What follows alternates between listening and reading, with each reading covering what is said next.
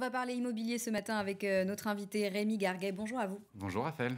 Vous êtes donc conseiller immobilier, consultant immobilier. Alors, on sait que les visites ont été stoppées, les visites de biens, elles ont été stoppées par le confinement. Est-ce que ça a eu un impact pour vous, un impact sur les ventes Quel bilan aujourd'hui à la fin de cette première phase, en tout cas, de reconfinement? Alors tout simplement, ça a été un peu compliqué parce qu'on a eu énormément d'appels acquéreurs où on ne pouvait pas visiter avec eux. Donc pour eux, c'était vraiment le gros litige de se dire on doit attendre pour pouvoir visiter et concrétiser son projet d'acquisition. Donc ça a été un gros moment un peu perplexe de leur dire mais qu'ils devaient attendre et patienter le moment du déconfinement. Là, on a eu le nouveau process pour pouvoir faire les visites. Alors justement, comment ça va se passer à partir de demain? Ça va être assez sport en sachant qu'on va devoir faire 2 visites maximum par jour, une par demi-journée. D'accord. Et aérer 15 minutes avant, 15 minutes après. Bon, le process classique avec le masque aussi, le gel pour pouvoir désinfecter avant et après, désinfecter forcément la maison, que la maison soit vide, et préconiser la visite 360 degrés sur tous les biens avec les acquéreurs et faire une bonne découverte avec tous les acquéreurs. Alors ça, justement, j'allais vous en parler. La visite virtuelle, c'est quelque chose qui s'est vraiment développé pendant ces confinements. Est-ce que c'est une pratique que vous allez pouvoir garder et développer davantage? Bien évidemment, bien évidemment. Alors, c'est de plus en plus de services dans l'immobilier se sont développés, des services dans le digital qui permettent vraiment de pouvoir accompagner au mieux, que ce soit clients, vendeurs et acquéreurs. Et cette visite 360 degrés, ça permet clairement de gagner du temps pour l'acquéreur, de gagner du temps aussi pour le vendeur et pour nous, et de pouvoir en fait avoir même une revisite pour les acquéreurs quand ils ont visité en physique pour vraiment valider le projet. D'un point de vue des prix, est-ce que ces 2 confinements, finalement, est-ce que cette crise sanitaire, elle a fait évoluer les prix de l'immobilier? Et qu'est-ce qu'on observe aujourd'hui dans la région et spécifiquement dans les grandes villes? J'imagine qu'à Bordeaux, on voit déjà des tendances se dessiner. Alors, les prix sont restés stables, et je pense qu'ils vont rester stables, clairement. J'ai lu des articles où on envisage et on spécule des possibles baisses de prix. S'il y a des baisses de prix sur l'immobilier, clairement, c'est la base de l'économie. Donc, pour moi, je suis quand même assez optimiste sur tout ce qui est prix de l'immobilier. Oui.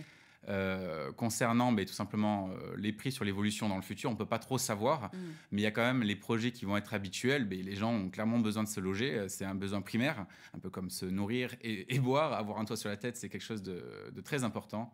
Donc par rapport à ça, je pense qu'il n'y aura pas d'inquiétude particulière à se faire dans le futur. Oui, parce que c'est une étude qui a été pas mal relayée ces derniers jours qui dit que les prix de l'immobilier ont 41% de chances de baisser dans les 6 prochains mois. Mais ça veut dire quoi concrètement?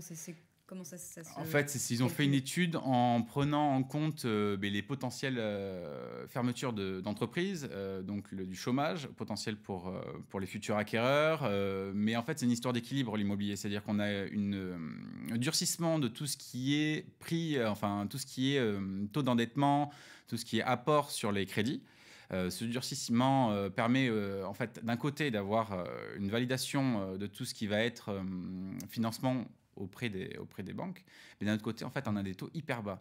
Donc, en fait, c'est une histoire d'équilibre un peu dans les 2 sujets. Et donc, malgré qu'il va y avoir, je pense, un peu un moment de turbulence, clairement, l'immobilier restera une valeur sûre. Vous êtes confiant en tout cas. Clairement. Les prix explosent dans certaines communes, notamment à Limoges, dans la région.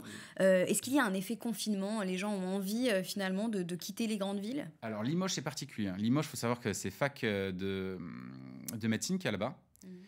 Limoges, le prix de l'immobilier est vraiment peu cher. On est à moins de 2 000 €. Si on veut faire un investissement locatif, clairement, c'est pour moi, je le cible comme dans le top 3 des villes de France où il faut investir, parce qu'il y aura vachement de demandes locatives. Et par rapport à ça, les prix sont très peu chers, donc ça permet vraiment de faire des bons coups. Donc Limoges, c'est pas vraiment le sujet, mais je pense que oui, comme vous dites. Est-ce que dans les visites, dans les demandes, vous voyez que les gens ont envie de se diriger plutôt vers des moins grandes villes ou même vers de la ruralité? C'est quelque chose qui se ressent avec les confinements? Bien sûr, comme on en avait parlé un peu plus tôt, clairement. Ouais. Les maisons sont ciblées totalement. Quand c'est appartement, un extérieur est vraiment priorisé. Après, malgré tout, le fait de vivre en ville et d'avoir un côté vraiment urbain avec les commerces de proximité, même s'ils ont été fermés pendant un moment, c'est des sujets qui sont agréables et qui sont un confort vraiment extrême, quoi. Oui, ça dépend des priorités, en fait, de la personne qui veut acheter. Pour finir, quel conseil vous donneriez aujourd'hui à quelqu'un, peut-être un primo-accédant qui voudrait investir dans l'immobilier? Est-ce qu'on se demande toujours, est-ce que c'est le bon moment pour acheter? Il n'y a pas de bon ou mauvais moment pour moi. Clairement, la priorité, c'est de savoir son financement, de savoir combien on peut acheter et à partir de là, prioriser et calculer les cibles de secteurs qu'on peut acheter et les appartements qu'on peut avoir. Ça va donner déjà une bonne teneur et d'appeler un consultant immobilier pour permettre tout simplement de voir si ça peut être possible de réaliser leur projet ou pas. Merci beaucoup Rémi Garguet. On rappelle que vous êtes donc consultant immobilier. Merci d'avoir été avec nous sur ce plateau. Vous restez avec nous sur TV7. L'info revient dans un instant.